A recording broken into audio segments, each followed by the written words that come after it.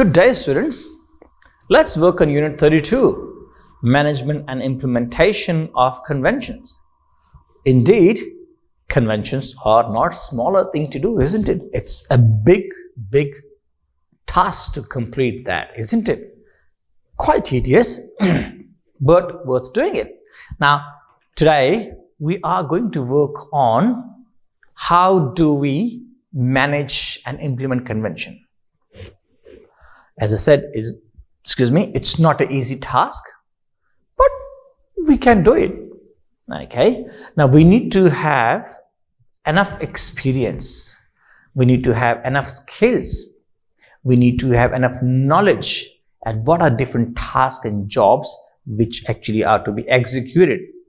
And to do those, we need to actually make sure while we do those tasks, we are actually maintaining the quality. If not so, then obviously the quality is going to be impacted, right? Let's move on and look at what are the learning objectives for this topic. The first thing is to understand the managerial task involved in the implementation of convention. That means, what are the tasks that managers do while they implement the convention? And what are various organization tasks? Well, managers' tasks and operational tasks. So if you say anything about operation is that the actions and the activity.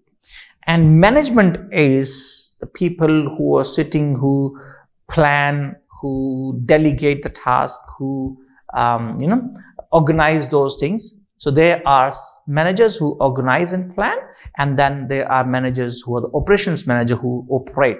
Like giving a simple example, if I have to differentiate both of them, a chef is actually, I would say, he's the operational person who's in the kitchen, who starts cooking along with the junior chefs, and they get the food ready.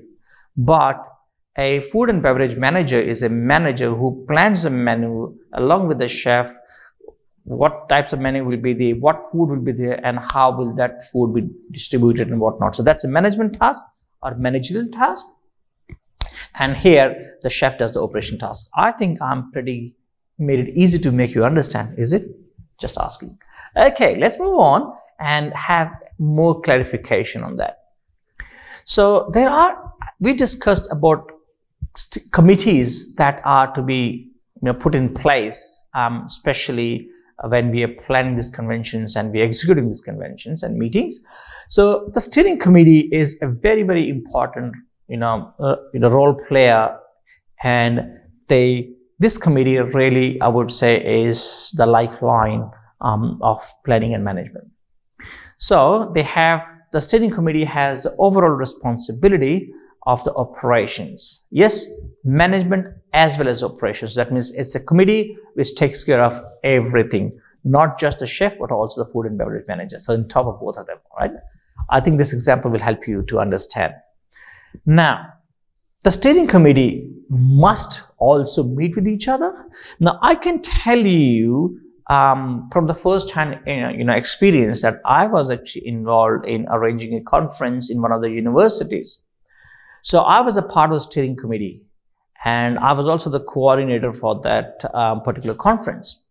Now, I do remember that we used to have, like, the planning used to start around 6 months early.